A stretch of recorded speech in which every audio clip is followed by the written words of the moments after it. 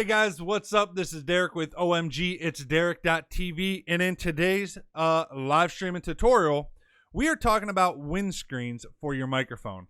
Whether you're using a headset microphone, whether you're using a USB style microphone, or whether you're using something a little more professional like an Audio-Technica microphone, which plugs in XLR to an interface, which then plugs in USB to your computer.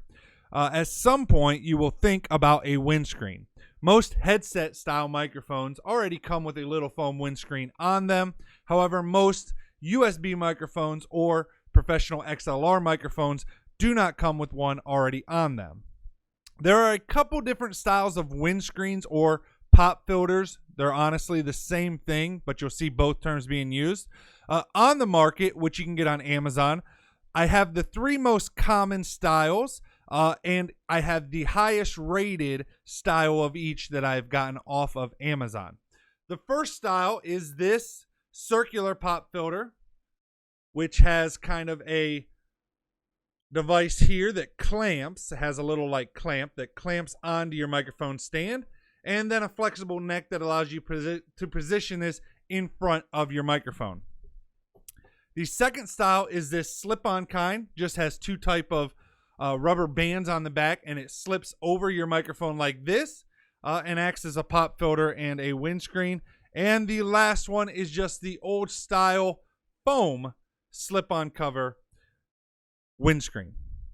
So the question is, which one is the best? Well, like I said, in today's video, we're going to look at all three, and we're going to compare the sound with each of them on, as well as how they work in terms of functionality. So we are first going to start with the gooseneck pop screen windscreen filter, and then we will move on to the slip-on windscreen pop filter, and finally we will put on the foam windscreen.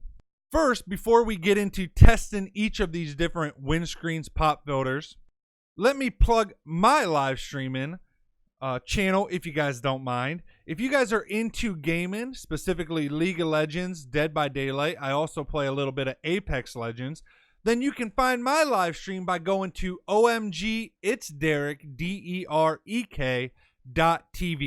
This will take you right to my Twitch page on Twitch where you can subscribe. And if you have any questions at all about anything in this video or need streaming help at all, you can hit me up anytime you see me live on twitch.tv. All right, so before we get into testing each of these different windscreens, first, let me explain why you might need a windscreen. So a common issue with microphones, especially the closer you have them to your mouth, is you can get pops, clicks, and hisses out of your microphone. These come from the pops when you're saying things like p, when you're using words like pop filter. It can also come from S's. So when you're making your S's, you'll get hissing in your microphone. And last but not least, you can get clicks when you're using C's. So like click. When you're doing that, you can get clicks in your microphone. All right, so diving in, first things first, I hope you've been paying attention to the sound that's been coming through your headset from my microphone. We're going to put on this filter, and we're going to give a little talky talk and see how it sounds. All right, guys, now that we have this installed, you guys should be able to hear a little bit of a difference, especially if I'm saying words like pop or my S's, or if I'm saying a word like click. It should help, like I said, eliminate those pops, hisses, and clicks that you would hear. So we're just talking a little bit in this microphone so that you can kind of hear how it sounds. You might have to go back and forth in this video to compare the different ones. But like I said, at the end, I will kind of give my opinion on which one I think sounds the best, as well as the functionality of each one. All right, so this is the Knoxville pop filter. If you want this style pop filter, if you like this style pop filter, one of the biggest things to watch for is making sure that you're getting one that's a decent quality. That doesn't mean it has to be super expensive, but typically cheap ones will just have one piece of fabric here separating yourself from your microphone.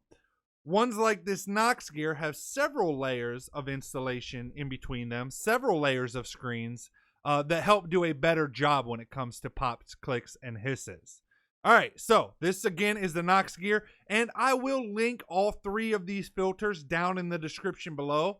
Now let's remove this filter, and we will stick on the slip-on filter next.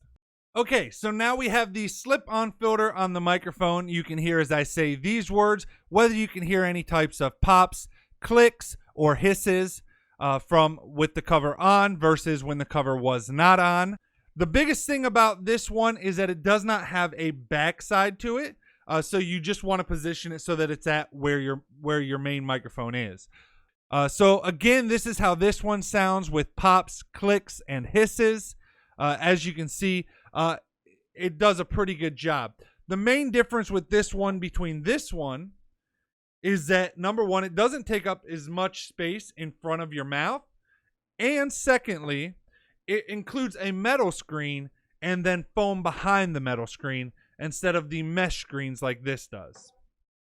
Again, when looking at these styles, you want to make sure you choose one that has several layers of screens and foam to help make sure that you get the best sound possible. All right, last but not least, we're going to throw on the old-fashioned foam filter and then check and see how that one works. Okay, so last but not least, we have the foam filter on, and again, you can hear about the pops, clicks, or hisses within the microphone, and you can kind of see how this screen performs based on the or compared to the the flex-armed screen and the slip-on screen of this one. Again, all of these will be linked in the description below if you're looking to purchase one. But again, I'm mainly just explaining that again and still just talking just so you can kind of still get some audio of what it sounds like with this screen on. So now what I'm going to do is I'm going to compare all 3 of these myself, and then I'm going to come back and give you guys my opinion on what I think it sounds like, which one I think is best in terms of overall quality, and which one I think is best in terms of functionality. All right, so let me review how each of these sound. All right, guys, so after reviewing the footage of me talking into each of the different windscreens, pop filters, it's pretty easy to say, I think, which one is the winner overall in terms of just sound, which one does the best job of getting rid of any pops, clicks, or hisses. And I have to say it's most likely from my testing, from my review, is this filter right here. This filter seems to do the best job of getting rid of pops, clicks, and hisses. This is the slip-on one that just sits in the front. The second best one was actually this foam one that I have on the microphone right now, which is just the old-fashioned foam cover. And the one that did the worst in my test was the gooseneck pop filter by Knox Gear. A couple reasons as to why I think that's the case for these. I think the reason this one did the worst is because there's just not as much screen, or well, not even screen, but there's no foam in this one. It's just mesh screens, 3 of them, one on the outside, one on the inside, and one in the middle that just helps separate my voice from the microphone input. This one has the metal screen on the outside, and then it also has foam on the inside of the metal screen. This one is just foam. I don't think the just foam is what makes this one lose versus the metal screen. I really don't think that makes much of a difference at all. I think the biggest difference comes from the fact that this one sits off of the microphone. So once you have it on, you'll notice there's these little black ridges there. And you can see there's about a 1/2 inch space between the foam to then those black ridges. So that means once this is on, after your voice passes through the filter, there's about a 1/2 inch gap before the sound would then enter into the microphone. And I think having that little bit of gap between the foam, so for example, if this foam piece had some kind of hard skeleton inside that kept it a little bit fluffier around the microphone and not butted right up against the microphone, I think that would help this one out tremendously. I will say I did not notice much of a difference between this one or this one. They're actually pretty close. This one, I could definitely tell the difference between it and the other two. These two were definitely much closer However, if I had to pick a winner, it would be this one. Next comes functionality. Which one do I think is more functional? Well, again, I think this one comes in last place, mainly because it's a lot heavier than the other two. So if I clip this to my mic stand, my desk mic stand here, it actually causes the desk stand to want to droop sometimes. And over time, it will make it droop because of the weight. So what I end up having to do is actually clamp it to my desk down here and then position it in front of the microphone there, which isn't a huge deal, but still nonetheless, I don't like the fact that it's so heavy and my mic stand really can't support it. And admittedly, that's probably because I have a cheap mic stand connected to my desk. Nonetheless, most people starting out with streaming and stuff are probably going for cheap gear, so they probably have a similar setup and just bought the cheapest desk mic stand they could find. The other thing is I don't like how much this covers up your face. As you can see, when this is in front of the microphone, it really adds to how much you cannot see my face. It not only blocks my entire mouth area, it also even extends up and blocks part of my nose. Whereas one like this or one like this does not. So now out of these two, I think the functionality is pretty similar. Both cover up about the same amount of space in terms of your mouth. However, overall, I like the look of this one best. So I got to give it this one that's on the microphone now as the winner when it comes to functionality and aesthetics. I just think it looks better being foam all the way around when it comes to what you guys see versus when this is on and you guys see the back of this. So overall, for functionality and aesthetics and things like that, I think this foam screen wins. So which one of these filters overall is the best option? Well, first off, we can get rid of the gooseneck one because it did worse in both the audio test and functionality, aesthetic test, whatever you want to call the second part of that. So that leaves these two. If your only concern is how good it sounds, then I think you have to choose this one. However, if you're worried about the overall package, which is, what I'm concerned about, then I think the old-fashioned foam screen works the best.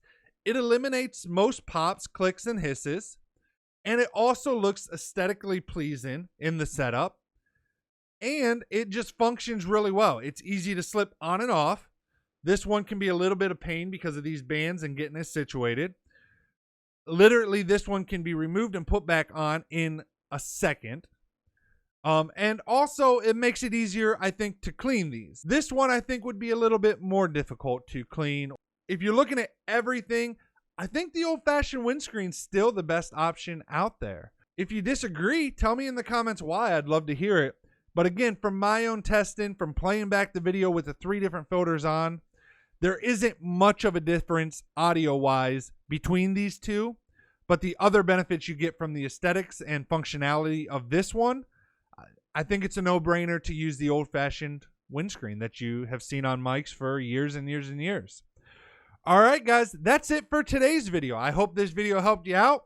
If you're looking to buy a windscreen, hopefully you don't have to purchase all 3 like me because I started with the gooseneck. I wasn't happy with the performance of it. I then switched to this one. It was okay, but again, I didn't like the aesthetics of it, and it does still block a little bit more of your face than this does. And lastly, I bought this, which I don't know why, because when I grew up, my dad was a audio whatever guy, and he always used these. I should have just known better, but whatever. But in the end, this is the one that I've liked the best, that I've used the most, that I use in all of my live streams. And it's the one I use when I do interviews. It's the one I have on both microphones that I have. And just overall, I think it's the best choice if you're looking for a windscreen or a pop filter for your setup for your microphone. All right, guys, thanks so much for watching. Like I said, I hope this video helped you out. If it did, leave a like below. It helps me out more than you guys know. It helps get this video seen to other people. If you really like this content, I make vlogs and I make tutorials, and my channel's kind of a little bit of everything, but hit the subscribe button anyways, because I do release tutorials on live streaming and stuff quite often. and it'll help you guys out as well, hopefully. And last but not least, until next time, peace out, everybody.